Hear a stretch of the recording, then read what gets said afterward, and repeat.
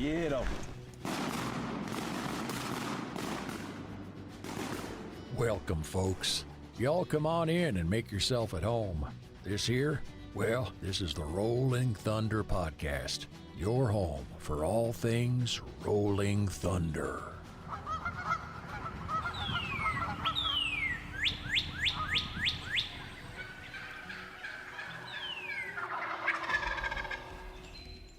This episode is brought to you by Mossy Oak, because everything is better in Bottomland. Kent Cartridge, quality matters, performance counts. Shen Gear, waterfowl gear that is built better. And Benelli USA, dominate the skies. Alrighty, welcome to this episode of the Rolling Thunder Podcast. Man, I have an episode today that I'm really excited about. I reached out through social media, I guess it's been about a week ago, to Forbes Biological Station to see if they'd be willing to hop on here for a little while and talk to us. And Mr. Josh Osborn was kind enough to respond and carve out a little bit of his day to spend with us. And so, Josh, how are you doing today? I'm good, Chris. How are you? Man, we're making it. Roger that. It's feeling like duck season down here. We were talking a little bit before we started. You were down here in our neck of the woods not too long ago. So it's starting to feel a little bit cooler. Some folks are killing ducks, and it's the most wonderful time of the year. Yeah. Buckle up, because we're getting snow here in central Illinois right now. We don't have much. It started snowing early this morning, and we might have an inch on right now, but we got cold again, and we're starting to put on ice again. So what few birds we have may be working their way, down south, unfortunately. I mean, we can only hope that they're coming this way. That's all we can do. I was talking to a buddy yesterday. We're headed out this weekend, and he's like, man, I don't know if the birds are going to be there or not. I was like, man, all we can do is go and look. So can't kill them on the couch, Chris. Man, I can't. I wish. It'd be a lot more comfortable. Yeah, it's a fact. So, Josh, I guess before we kind of switch over to Forbes, kind of tell us a little bit about your role, maybe how long you've been with the organization or working at the station there. Sure. So I've been with Forbes for roughly 10 years. So I started in 2013, and I started on a project where we were evaluating body condition and spring diets and intestinal parasite loads of diving ducks, which kind of put me in the cool position of being able to shoot divers during the spring through most of the Midwest. It's not a bad gig for your first professional gig out of college, out of grad school. Yeah. But I've been here for that long. We've rolled into other projects since then. Obviously, that was a 3-year project. I found myself in the aerial survey role about 5 years ago when Aaron Yetter retired. Aaron had been the observer since early 2000s. So I think he'd been in the chair for about 17 or 18 years, observing the survey. And so I took over in 2021-ish. So I've been doing that ever since. I'm the master permit holder for our banding operation here. So if any folks, any of your listeners shoot bands that we put out, they'll probably see my name on the certificates that the Bird Banding Lab puts out. And I help out writing and analyzing data,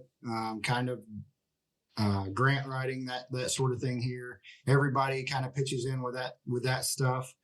We have multiple projects going on at any one time. We have 5 full-time staff, and each one leads their own project, and everybody kind of just pitches in.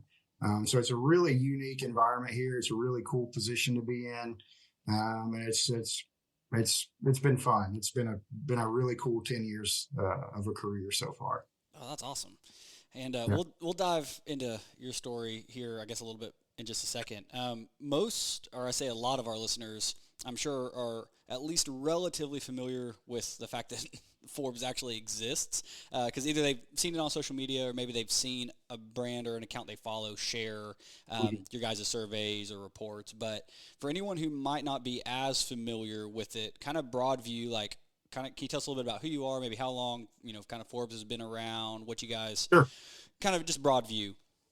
Yeah, so we just celebrated our 130th anniversary last spring. We are the oldest inland field station in North America. If you're curious about the second one, it's up in Montana, and we only beat them by a couple of years, but we still beat them. Still counts. So we've been around for that long. The way it started with Stephen Forbes, who's kind of known as the father of ecology, was inventorying mussels and invertebrate and fish life on the Illinois and the backwaters way back when. And so he set up camp here on Quiver Lake, just a couple of miles here from where the station exists right now. And so during the interim from the time that Stephen Forbes started until the late 30s, they would travel around in cars and stay in hotel rooms and sleep on a boat. They had a couple of research boats that had housing quarters and stuff in it. And that's how they conducted their research. And most of that research or all of it really was invertebrate based, fisheries based, and mussel based. It was very much a kind of a history survey kind of deal. But they were just inventorying everything that we had, which is a really cool data set now because the Illinois River is so impacted, and even the Mississippi River for that matter. So it's cool to be able to have that data set of pre-impact to now and be able to compare those populations and communities. In the late 20s, early 30s, we were kind of tasked.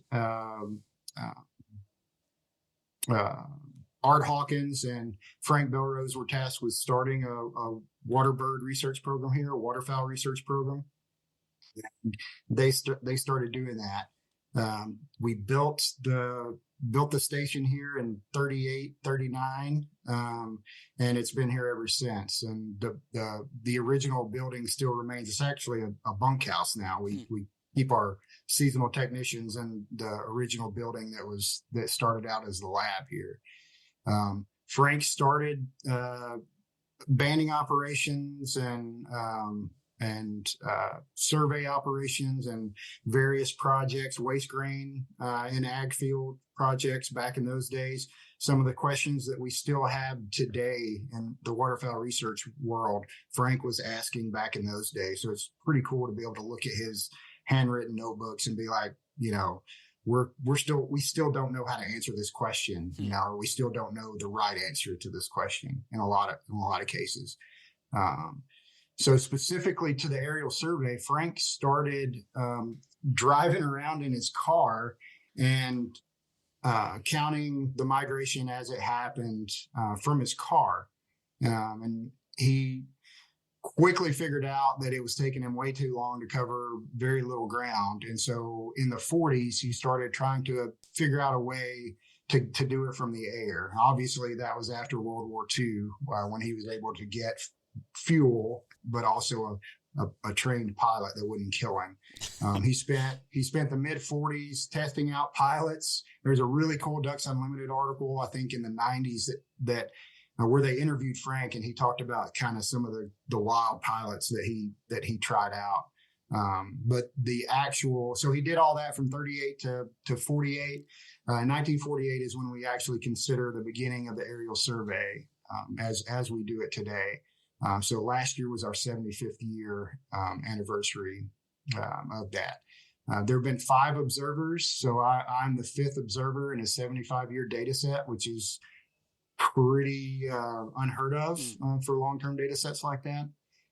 It's the longest running survey of its type. That's something that we're really proud of. And it's really cool to have that level of data that covers pretty much most of the state of Illinois that holds waterfowl. or holds a large number of waterfowl. It was never meant to be an exact number. I think a lot of people get bent out of shape when I miss 10 redheads on this specific refuge. Never meant to be an exact number. It was always meant to monitor the trend and the migration and the trend in population over time. And that's something that we work very, very hard at. Frank flew until the 70s when Tud Crompton took over. Tud Crompton flew for a number of years until the 80s. 80s until Michelle Horth took over, and then Michelle turned over the chair to Aaron Yetter in the early 2000s. And when I started as a staff member here in 2013, Michelle and Aaron, obviously Aaron, but Michelle was still on staff here. So it was really, really cool to have that perspective of both of those guys. So yeah, and during that time, that people know us for the aerial survey, but that's just a piece of what we do. We've conducted a ton of studies over the years. Most of the staff, they try to stay in tune with the aerial survey, but that's not what they do. They're on doing other things. We've got a waterfowl disturbance project going on right now that's kind of monopolizing a lot of time for a couple of staff members. And at any one time, everybody's busy doing something very different. Historically, the station's been important for kind of migratory flyway paths and stuff. There was a lot of the early banding data that came from this station specifically, and it came from a lot of different places, but Art Hawkins started a banding operation here, and he was one of the instruments into the kind of the idea of the 4 different flyways in North America. So that we contributed to that. Some of the lead poisoning studies started as early as the late 40s that contributed to the ultimate banning of lead shot for waterfowl. That took place here. That ban didn't take place until 92, I think. So that lets you know just how long it takes for us to listen to science sometimes. But a lot of that research happened here, and that started from Frank driving around and seeing tons and tons of dead ducks and trying to figure out what was going on. Not a very popular opinion at the time, as you might imagine. He caught a lot of grief for it, but it turned out to be a pretty groundbreaking and important finding that kind of had its roots right here at the station. Much of the wood duck research, I'm rambling, I'm sorry, but I can talk about the station for hours. You're good. Sorry, I catch myself in these little bits where I just go on and on, but I legit could talk about the station for hours and hours. But I'd be remiss if I didn't mention the wood duck stuff. So Frank Belrose started the wood duck box program. That was kind of his brainchild. And in the 30s, wood ducks, as you probably know, weren't doing that well. We almost shot them to extinction. And so Frank did a ton of wood duck in the early days and kind of developed the wood duck box. And it's one of the main reasons that we still have wood ducks and can shoot wood ducks today. Yeah, and I'll stop there, but I could go on and on and on and on and on. Sorry. I'll find myself. I'll just sit here and listen. It's super interesting. And so for anybody that isn't familiar, like the station has played a huge role in the world of waterfowl, like since it's been around, and in so many different ways. So you kind of hit on, I guess maybe it was before we went live. Hit on you had a kind of non-traditional path to ending up there at the station. So I'm obviously have some kind of biology degree. How did you end up like studying waterfowl like as your job?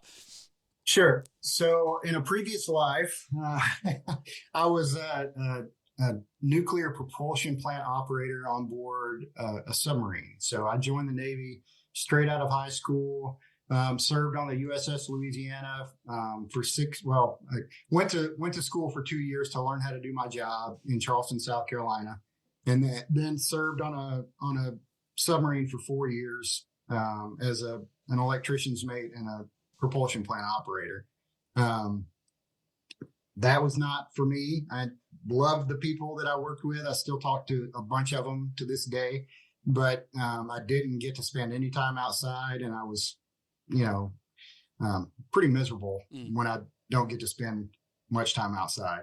And so I moved home, and my girlfriend or my fiance at the time, we're married now.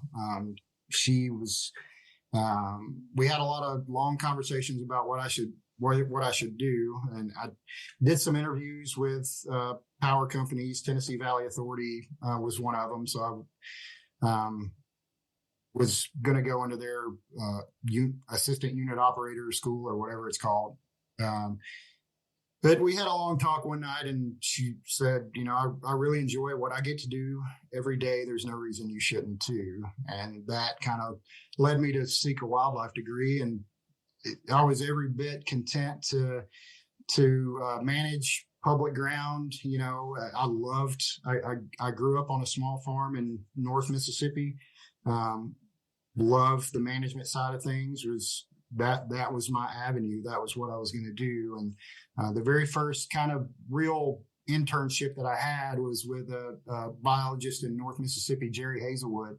And every time he took me out to do something, when we were coming back, he would just kind of laugh, this huge infectious laugh that he had. And he would say, "Can you believe they pay me to do this?" And it was collecting data, whether it was white-tailed deer health checks, or like blowing beaver dams, or doing quail counts, or what.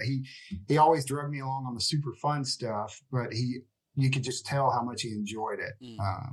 And so I was like, I need to look into this a little more. And in this field, you have to work seasonal jobs to gain experience. It's very competitive once you finish. And so if you don't have experience, you're just not going to be competitive for positions. And so I ended up working for Mississippi Department of Wildlife, Fisheries and Parks a couple of times. And then I lucked into a job with Delta Waterfowl one summer, and worked up in Minnedosa, Manitoba, on their predator management project. And I loved it so much, I went back the next year and did it again in the summer. And that ultimately led to a graduate project at University of Tennessee, studying black ducks and other waterfowl over in West Tennessee. So Tennessee National Wildlife Refuge and Cross Creeks National Wildlife Refuge is kind of where I cut my teeth doing my own research. That led to a position here. I wasn't even finished with my master's yet. I was kind of dragging my feet on that, quite honestly, and started full-time here in November of 2013, and ultimately finished my degree while I was working here. So it's been a weird path, but I feel like a lot of folks in this field, whether it be science or management side of things, nobody has a straight path in this field. It's super competitive, and you kind of have to want to do it to keep moving in this field, I think. Yeah. So being from northeast Mississippi, like, did you grow up, like, were y'all big, like, hunting outdoors family? Like, was that something you were around a lot growing up? No. I did it growing up, and it was all thanks to my cousin. My cousin dragged me along. I've got an older brother and an older cousin. I was a little kid following them around. They were the same age, and they drugged me around and took me fishing and took me hunting and stuff. And that's kind of where I cut my teeth. I didn't grow up duck hunting. Yeah. Like I didn't. I grew up small game hunting and deer hunting, in Northeast Mississippi, there's not a lot of wetlands anymore. Yeah. And you really got to want it to hunt ducks in Northeast Mississippi. And it's, you're just across the state line. You know all too well. Yeah. I've hunted that Tennessee River a lot, and it can be unforgiving as far as production goes. Yeah. But yeah, so my cousin kind of held my feet to the fire and made me go with him, and I just fell in love with it, and that's just something I never let go of, I guess. Yeah, that's kind of why I was asking, because like people think about duck hunting in Mississippi, but they're not thinking where we are. They're thinking the Delta, yeah. So it's a little bit different game up here. Do you remember the first duck hunt you ever went on? So we used to jump shoot ducks off of the creek on my grandparents' farm, Okay. and so that was probably the first real experience that I had, and yeah, I mean, I had a blast doing it, but Yeah. that wasn't to me that wasn't like real immersion in waterfowling. I was coming home on leave while I was in the Navy, and my best friend, or one of my best friends that I grew up hunting with, he called me. He knew that I was coming home, and he was like, "We're gonna go duck hunting." I was like, "Man, I don't know anything about that. Like, let's go deer hunting, because as you well know, deer and duck season in Mississippi runs concurrently." Yep. And maybe that's why I didn't grow up duck hunting. But he drugged me out, and I had a gun, but that was pretty much it. I didn't have anything, and he drugged me out to one of the spots on the local WMA there, and I think we shot like 4 gadwall or something, which for that area is a great hunt, Yep. But that was my first real experience, and I was like, I just had a blast, and so I just kind of wanted to do all things duck hunting after that, and that's kind of how I got started. So it's his fault. Okay. Yeah. We'll point the blame at him. Right. Yeah. I guess I was kind of wondering, like, not having a duck hunting background, like as you're going to school, what steered you towards waterfowl, or did you just kind of find yourself, The work. So I think it was kind of this perfect storm of I didn't have that early youth period of like, eat, sleep, drink waterfowl. Like everybody, most people that are into waterfowl, they kind of have that at some points in their life or some point in their life. And I didn't have that early. I had it after I got out of the Navy when I moved home. And so that was what was on my brain at the time. And so I was kind of a student, and not just in an academic way. I was a student. Like I wanted to learn everything there was to know about duck hunting. And so that's kind of what led me to move that way as a career, I feel like. Okay. Well, a lot of things did, but that was Sure. one of the driving factors. Yeah, that makes a lot of sense. My wife is still mad because I didn't duck hunt until after we got married. So man. she still thinks I suckered her a little bit, and yeah, I Pull the old bait and switch on her, huh? Yeah, it's my buddy's fault, so he drugged me out. Mm-hmm. But yeah, so like early on, you hit that phase where it's like once you get hooked, like you're in, and so Right. it was all you think about, and so. Luckily or unluckily, maybe I didn't get to express it as a career yet. Yeah. Maybe, who knows? But well, that's awesome. So that first project you got to do there at Forbes with divers. Tell us a little bit about that project. We diver hunted a lot when I lived in Florida, and so I'm Sure. I love shooting mallards in the woods, but I'm still partial to a good diver shoot. So Yeah, so it was specifically targeted at bluebills, and as you probably know, bluebills aren't doing that great. Yeah. And there's a bunch of different factors at play, but one of the big factors was kind of this spring condition hypothesis that birds weren't, that the mid-latitude states weren't providing enough food to meet the needs of the birds as they pass through here. That's a paper that came out in the mid to late 2000s. And so we wanted to evaluate that, and that was kind of the food component, the behavior component, and the diet component, and then the body condition part of it as well. But we also wanted to look at intestinal parasites, because there's 3 very specific intestinal parasites that are housed by a invasive snail or a couple of invasive snails up on the upper Miss refuges. And it's kind of shifting distribution a little bit now, but that's caused die-offs in the past, in the spring, massive die-offs of multiple species of birds, but specifically bluebills. And so we wanted to look at the intestinal parasite load of these bluebills and determine, one, to map out that community of intestinal parasites and see all the things that were occurring in there, but also to see what the load of those 3 very specific, species of interest that were, known to cause die-offs in these birds. And we had a graduate student on that portion of it, Connor England, who was also a former veteran. He was a Marine. And so it was a really cool project to kind of cut my teeth on here at the lab.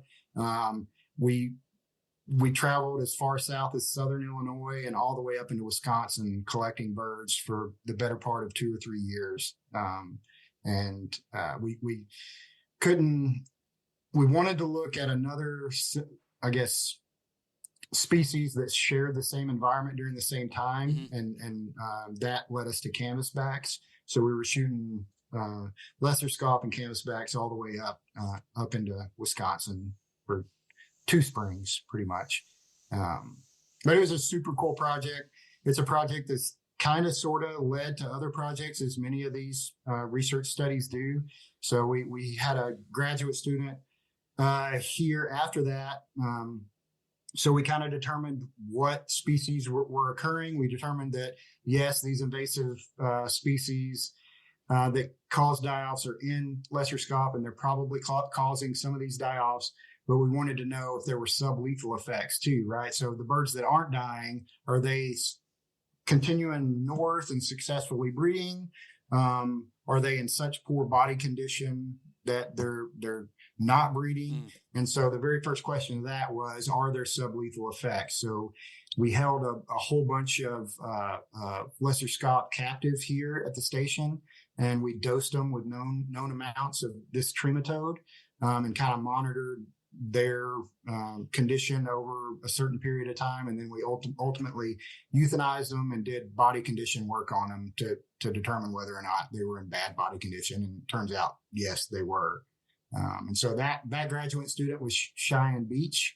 And then we have another project that's kind of piggybacked onto that now, that we're implanting transmitters in these lesser scaup and trying to determine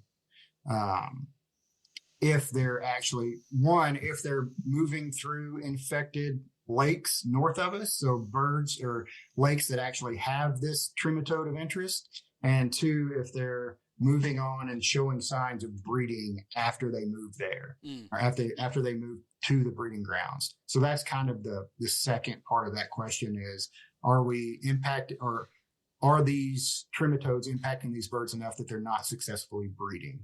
And so it's just kind of trying to backdoor our way into answering this question of, is the trematode infection having a bigger impact on breeding population than we think? And that project is ongoing right now. So it's kind of I said lesser scaup, got into canvasbacks, kind of examining the same thing. Like, does it kind of seem like, I know it's still ongoing, but kind of can you make any speculation based on what you've seen so far? Or? No, not really. So okay. We had a somewhat successful year last year with putting these transmitters in and having successful migrators.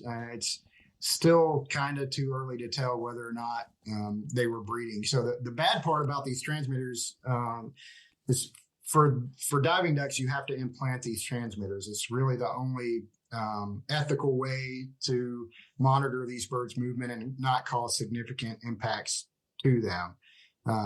And so the problem with that is you don't have a way to continuously recharge the battery, right? And so you have to set this internal duty cycle of this thing to collect data to collect waypoints on a certain cycle, and then they end up bluebill's nest up in the tundra, or up in the boreal forest, and we don't get reception up there. So we wait until they start their way down to really get most of the data while they're up there, actually. So we've got a lot of really cool data back from those birds, but we just haven't entered the phase where we're actually analyzing that data yet.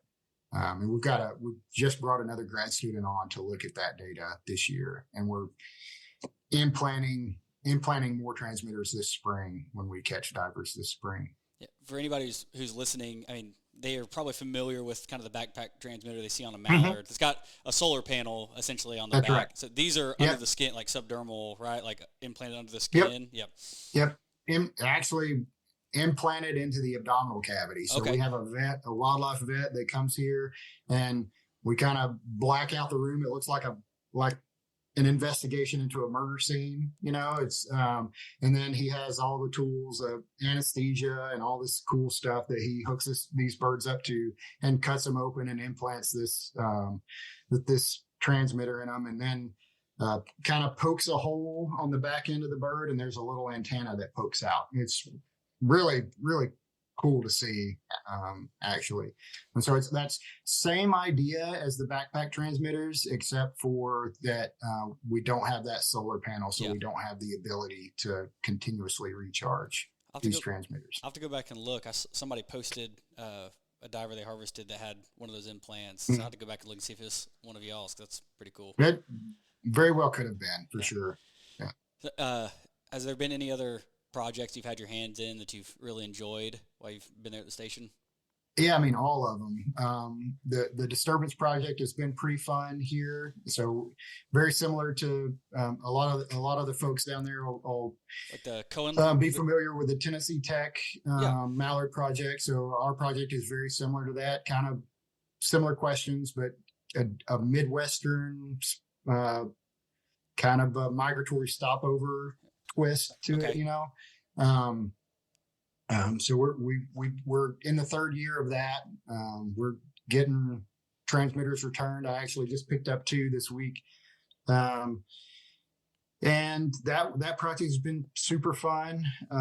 We banned divers in the spring. So since 2012, here on the Illinois River, we've banded lesser scaup as part of an ongoing kind of monitoring of their population here in the Illinois River Valley, but also on Pool 19 of the Mississippi River. Dr. Al Afton started that banding operation years ago, and when he retired, we kind of took over that. So that's one of my favorite things to do, is to go out and catch hundreds and hundreds of lesser scaup and throw bands on them. But yeah, I mean, any project we have around here, everybody kind of pitches in and works on them, and they're all super fun in their own way. The director here, Dr. Fernier, Ariel Fernier, she's a rail specialist. So she's her expertise is in wetlands and water birds, but more specifically rails. And so we've had a couple of really cool projects lately, catching Sora and Virginia rail, putting transmitters on those and kind of monitoring their movements. It's been super cool and a kind of a little different thing for me, because I'm come from a pretty strict waterfowl background. Yeah. Those projects have been super fun because you get to catch those at different times of the year, and it's just a much different trapping platform and a much different transmitter. A different way to track those things. I'm sure it has to be little Yeah. things. Yeah. Man, have you had a project waterfowl related that maybe you had a kind of preconceived hunch, or maybe you thought this was kind of the way this project or data set was going to point us, but then it ended up having a totally different result at the end of it? Boy, that's a good question.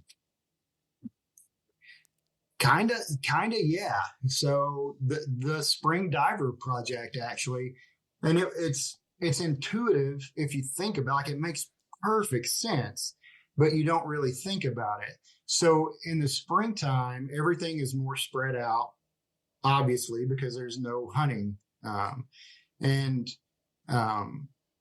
we're pretty ag dominated here, so the wetlands are pretty concentrated. And what we found is a lot of these birds weren't using refuges; they were using hunted areas, and we were kind of beating ourselves over the head trying to figure out what was going on. And we expected them to be kind of evenly distributed out there on the landscape, but we didn't expect them to be like concentrated in these hunted areas.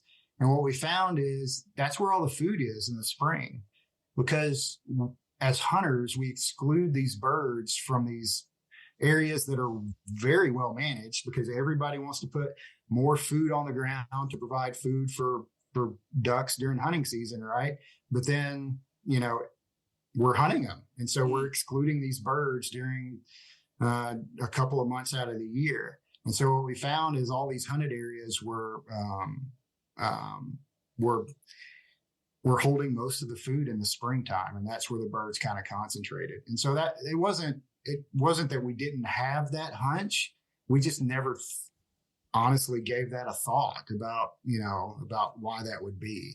And so that was a pretty cool finding of that project, was the way the birds kind of distributed themselves on the landscape. Yeah, that's interesting, because I know, like, down here, everybody talks about those springtime ducks. Like, immediately after duck season, everybody's like, oh, that's when the ducks show up, and like, well, see, we've been waiting on them, and the day it closed, now they're well, there's in a our couple field. of things going on there too, and one of the larger things down, and it happens here too, it's a Midwest phenomena too, is this flashboard effect. And so a lot of these places, especially the places that manage for flooded corn or flooded millet, planted or aerial seeded millet, as soon as duck season is over, they want to yank those boards and drain these places, so they can get a tractor in and start working up the ground. And so all that does is concentrate the birds that are there. And so that's part of the reason people say, well, the birds are just getting here now, is because they're seeing thousands of these birds in these places because there's just nowhere else for them to go, so it's a unique, that's part of that. There's multiple other factors at play, but that's one of the things that I've always found pretty interesting is, people complaining about the birds just showing up are also the people that just yanked the boards on 100-acre, hunted area, right? Yeah, that's something to keep in mind for the folks out there that are listening that are like, well, why can't we hunt them in February? If they would just push the season back 2 weeks, 3 weeks, 4 weeks, it's not as simple or straightforward. It's not as cut and dried as that. Yeah, as you think it'd be. All right, so you worked at the station, I guess it was 5-6 years before you kind of transitioned to doing the aerial survey stuff, which that's always fascinating to me. There's a try or a little test you can do with US FWS on their website you can try to do, the aerial survey, like let you play the game, you can try to count, and you realize how tough of a job that actually is, to try to count and identify birds while you're flying an airplane. Right. You're not looking at a picture. So tell us a little bit about that process, what it's been like, some of the difficulties that come with it. Yeah. So we had a project evaluating, our ability to accurately count the birds that are here, and two, to evaluate the disturbance that we were causing to the birds. And so that was really my first opportunity to get in the plane. So that was while Aaron was still the observer. I flew in the back seat, getting kind of covariates, percent flooded, percent ice cover, and all these other things, and tried to count while he was counting, just because I wanted to learn. So that's kind of how I got started. When Aaron retired, it was just kind of a natural thing for me to take over. So we start here in Pekin, Illinois. First thing in the morning, take off, and then we'll fly down counting refuges along the length of the Illinois, all the way down to the confluence of the Mississippi and Illinois rivers down in St. Charles County. Which, if your listeners haven't read up on that place, they really should. That's a really special place, as far as waterfowl migrations are concerned. And then we jump on the mist from there and make our way north. We have to stop for lunch in Quincy, Illinois, and fuel up the airplane. And then we hop back on the mist, fly all the way up through Pool 19 and up into Burlington. Port Louisa is the last refuge that we fly, the furthest north refuge that we fly. And then we deadhead over to northern-ish Illinois, kind of the bend in the Illinois River at I guess, Bureau County up there. and then make our way counting all the way down to till we hit peaking again. So it's an all day flight. It's pretty taxing mentally and physically at times. And the way we count a refuge is we start, we kind of do a big circle of the perimeter, flying anywhere from 200 feet to 300 feet. Mike Cruz is our pilot. Mike owns a crop dusting business. So he has all the certifications and permissions to fly as low as we need him to. He's a very good pilot, very good at what he does, and takes very good care of the plane and us.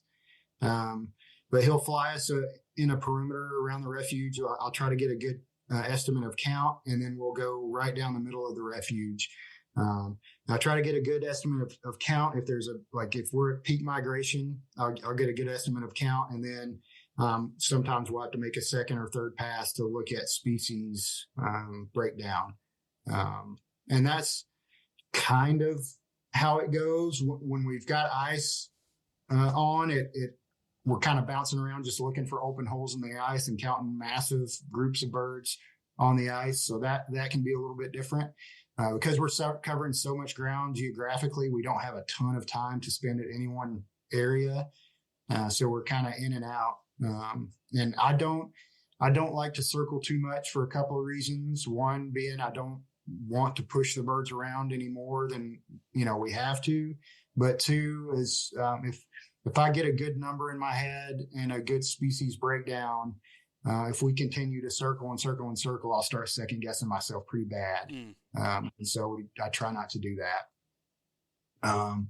And so we'll land, and I'll go catch some sleep because I'm usually pretty beat. And then I'll try to enter the data the next day and get it out as soon as I possibly can.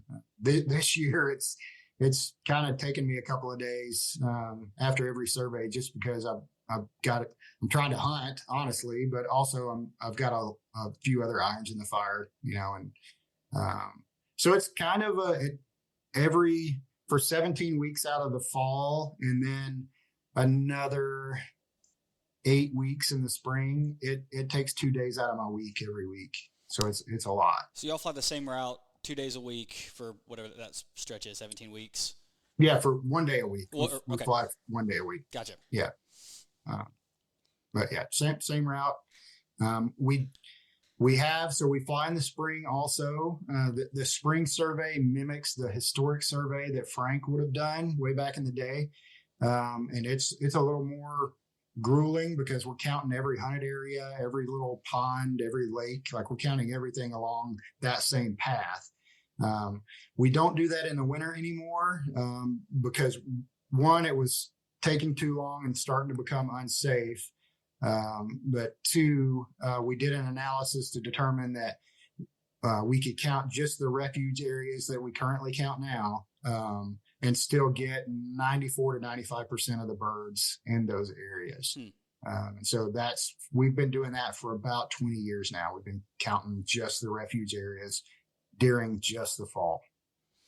You said something at the very beginning that I think is important for the people out there, that the aerial surveys you guys are doing are not intended to be an exact count of every duck that's on the body of water you're flying over, but you're monitoring trends in, we said, population and migration over time.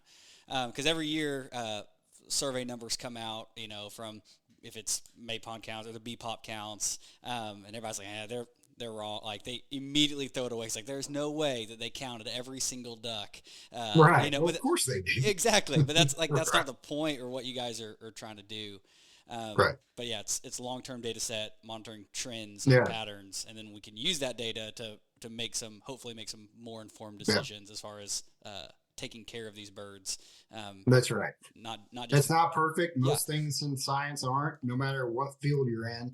But there's no need to throw the baby out with the bathwater.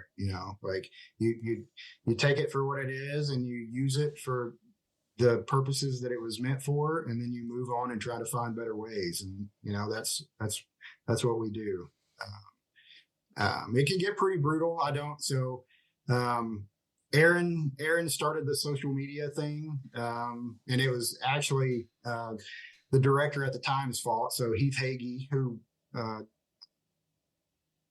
just a few years ago was the waterfowl ecologist for the Southeast region for Fish and Wildlife Service, but Heath was the director here, and he kind of talked Aaron into putting all this stuff on social media, which was a great idea, and I still think it's a great idea. But social media can be a dangerous place. Yeah. And so Aaron was really good at responding to comments and stuff and messages. And I've tried to be as good, but I have to stay out of the comments a little more than Aaron did. So I'll just glaze over the comments and see if there's legit questions and try to answer those directly by messaging the person. But more often than not, the best way to, if anybody has a question about the survey or the numbers that I post, the best way to do is just message the Facebook thing or email me directly. So when you guys are counting, I guess there'd be some differences compared to like the BPOP counts. So I guess from what I understand, there's some assumptions made. I mean, based on data, like if you see a lone, like a lone drake, like swimming on a pond, like there's an assumption that there's a hen nearby or certain ratios. But y'all are often counting, I mean, just really big, like larger concentrations of birds at one time. So That's right. How do you try to? We don't. Oh, go ahead. I'm sorry. So we don't make those assumptions for this survey.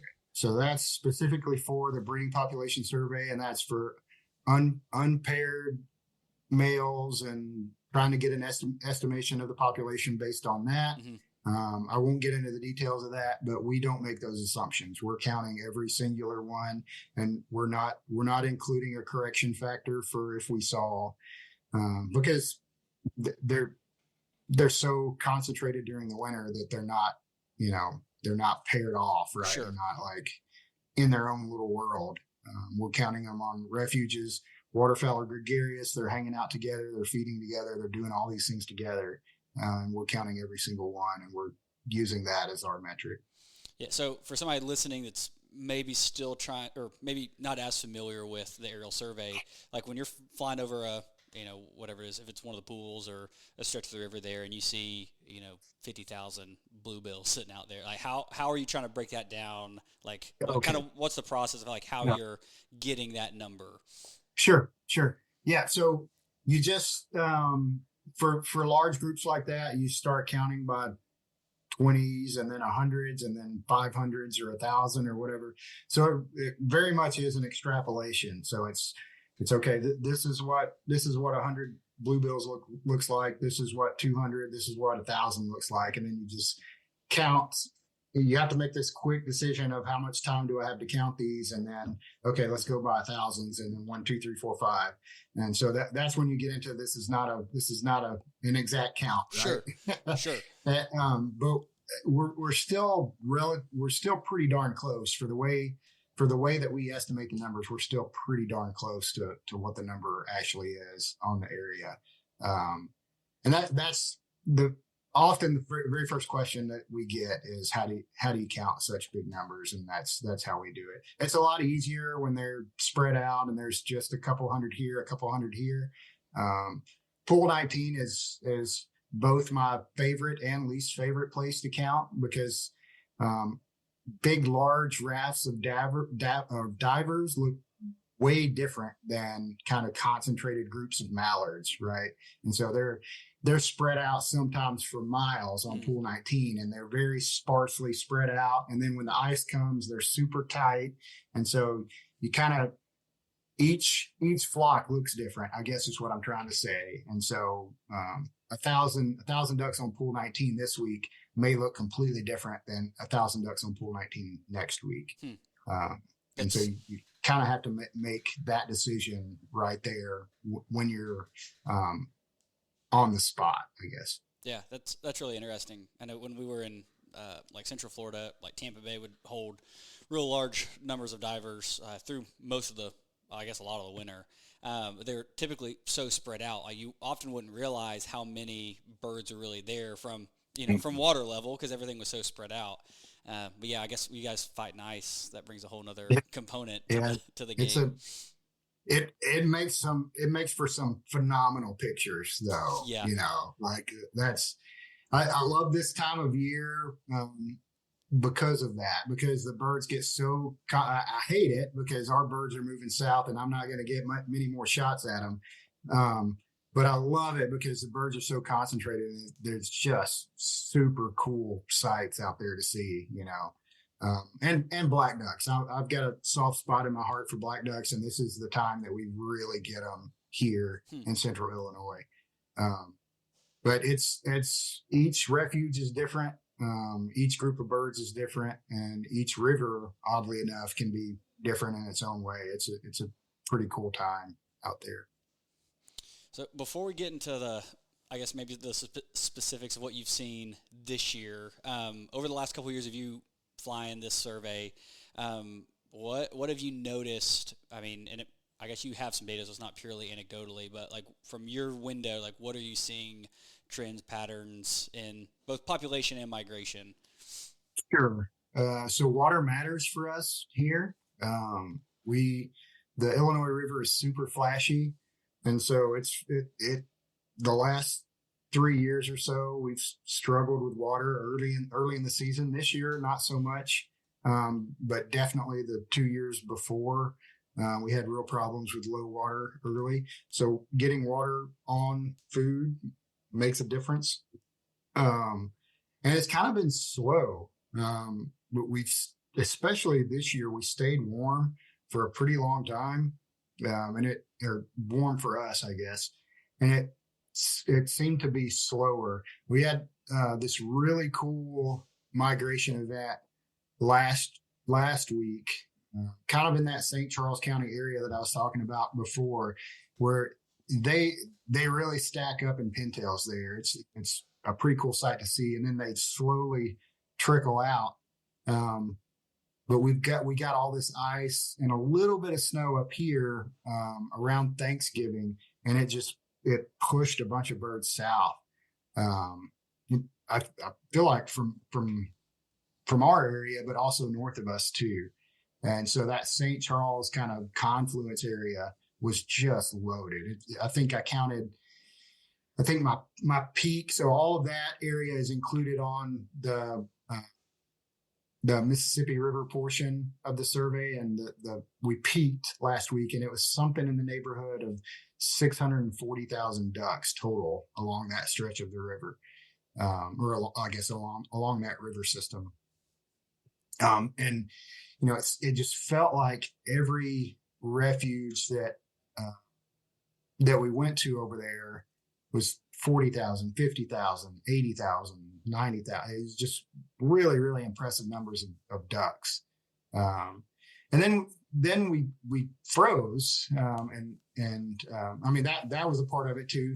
All of the birds were concentrated. I guess that, a lot of the areas where birds would normally be sitting and not necessarily on the refuges that we count froze. And so that concentrated all those birds.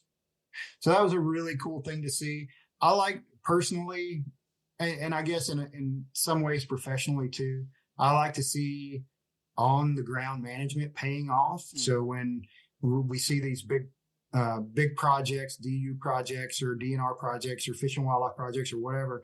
So seeing something that they put a lot of time and resources into, and then getting to count the birds responding to that in real time is super cool to me. And I've been able to see that over the last few years. And there's some projects going on the Upper Miss that I'm hoping will pay off for those guys up there in the next few years. And so that's I guess my two big takeaways from my first few years in the chair is water matters, and management really matters on our landscape here. Everything's just so concentrated here. Yeah. Because of the way we are. Yeah.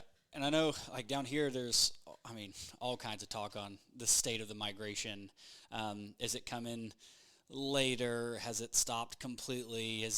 Have the flyways disintegrated and the birds have shifted somewhere, somewhere different? It's like, that's a cool thing about the work that you guys do and being in the same area, especially for so long, like, and being able to go back and look. Are you seeing any crazy anomalies in the migration, when we look at historical data? Yeah, so that's a question we commonly get asked. That's probably one of the top 2 or 3 questions that I get asked when I'm talking about the survey. And I'm going to give you the answer that most biologists like to give, and most people interviewing biologists don't like to get, and that's it depends, right? So there's several different studies that have looked at this. The most recent one is Dr. Lisa Webb and her postdoc Brahm Virajan, and I probably butchered his name. But what they did is this examination of band return data, and I believe they compared band return from the 1960s to a more contemporary data set, like 2010 to 2020 or 2019 or something like that. And so what they eventually came up with was it does depend. So at more smaller scales, so from say Middle Delta to North Delta Mississippi, maybe you can't tell a difference there, and you can't even look at the other projects because a lot of these projects are more shorter in duration. So a lot of waterfowl research and wildlife research in general gets done by graduate students on these short-term 2, 3, sometimes 4-year projects. And so that's not enough real hard data to compare over time, especially since technology has changed, right? But if you want to ask the larger question, if you want to ask the administrative flyways question. So is the flyway shifting from the Mississippi flyway over to, say, the Central flyway? Like, is Kansas getting all of our mallards that used to go to Louisiana? And there's really no data to suggest that that's happening at all. As you are well aware, and probably most of your listeners are well aware, this technology, these transmitter technology's gotten pretty great, and so there's a ton of marked birds out there going up and down the flyway from year to year, and we just don't have a lot of data to suggest that birds from more typical areas in the Mississippi flyway are finding their way over into Kansas, down into Texas, and stuff like that. I will say that does happen. So there are band returns. We get the occasional straggler or occasional outlier that goes over to that area, but that's the exception and not the rule. And so back to Dr. Webb and Brahm's study, and what they did find is kind of more of the middle ground between those 2 extremes that I just talked about. They did see a shift, but it was not a massive shift. So we're talking about 200 miles versus 400 miles. So I guess the answer to that question specifically is, are hunters in Louisiana seeing fewer mallards? And the answer to that is absolutely. Are those birds in Illinois, central Illinois, where I'm at? Probably not. So those birds might be a little bit further in Louisiana. The birds that used to come to South Arkansas and the flooded timber down there, maybe they're further north in Arkansas now. That shift just doesn't seem to be that big. So there's a couple of different things that plays a factor here too, and that's we're talking about kind of where these birds are breeded, or where these birds breed, may play a role in how far north that shift happens, if that makes sense. So birds produced in the Canada prairies and the boreal forest up there have a different distributional shift than say the birds produced on the U.S. prairies or the birds produced in the Great Lakes states.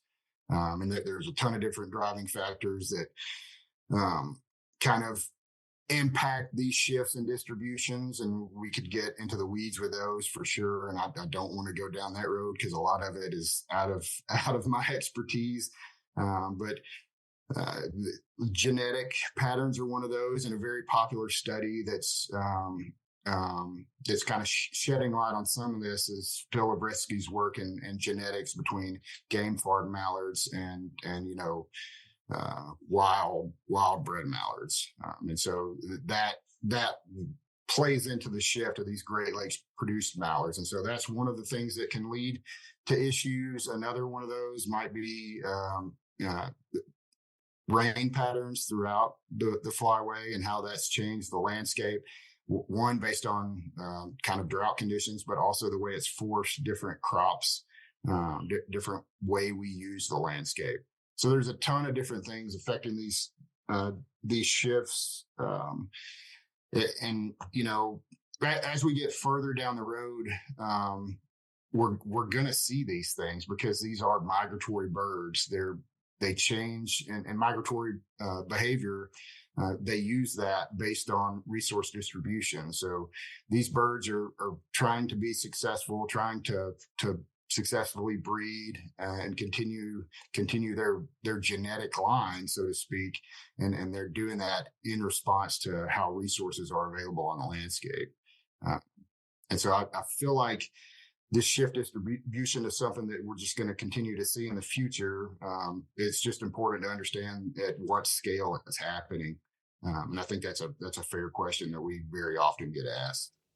And I guess, I mean, that question is still so relatively new in the grand scheme of the research and the study, to know maybe why even that small incremental change is happening, if it's purely food or if it's weather or water or whatever it is. But it's not the end of the world that some folks think is happening. Right, birds are still coming south.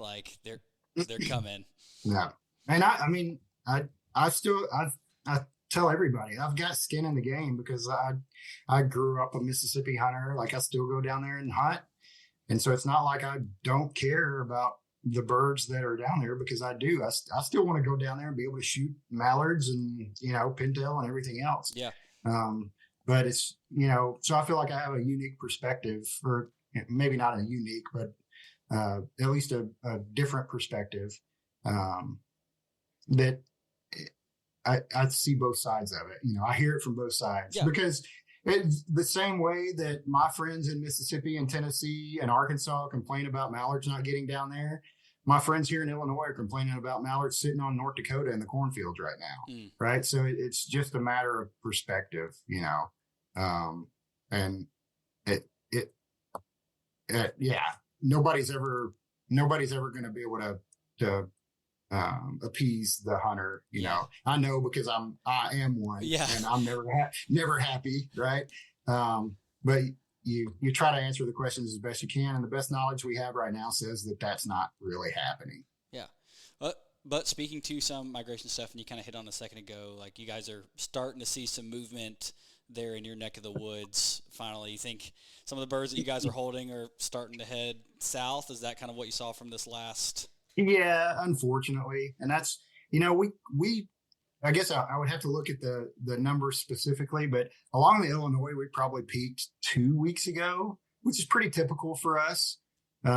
We definitely peaked on the Miss last week, and both rivers lost birds this week.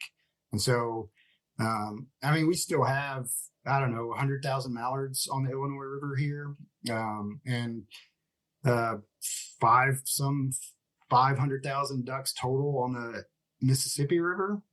So we're still holding birds, but that's not crazy different than any other year. It's maybe a little shifted to the right. Maybe we're a week later, but it's not. The snow that we're getting right now and the refreeze that we're getting, I just have a sneaky suspicion that my survey is going to look way different next week, unfortunately. Well, fortunately, unfortunately, I guess it depends on which end of the flyway you find yourself sitting that's on. Right. So, that's right.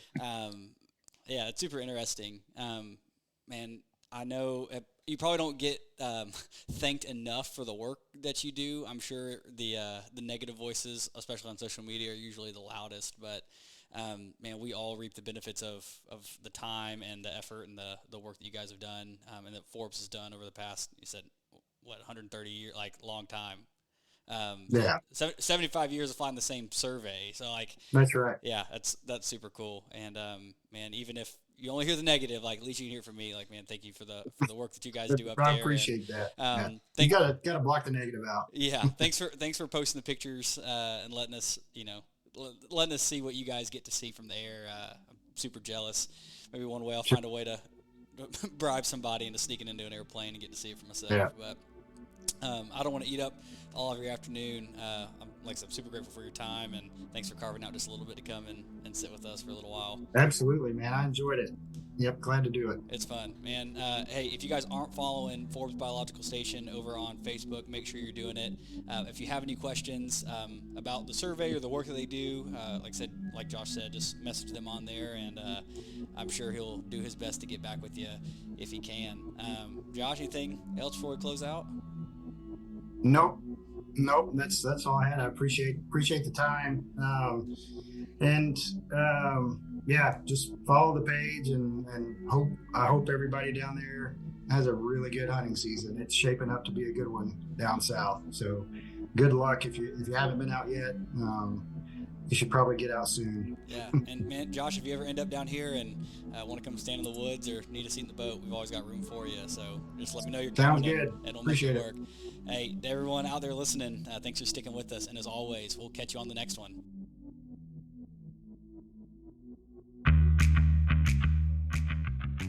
Join the team that is making a real difference. Ducks Unlimited is powered by people like you. With your help, we can continue to raise funds that drive wetlands conservation across the continent. Whether you are out selling event tickets, securing donations, or finding that next sponsor, we have a role for everyone. Sign up today to join your local DU chapter at ducks.org/volunteer or attend your local DU event. Ducks Unlimited, conservation for a continent.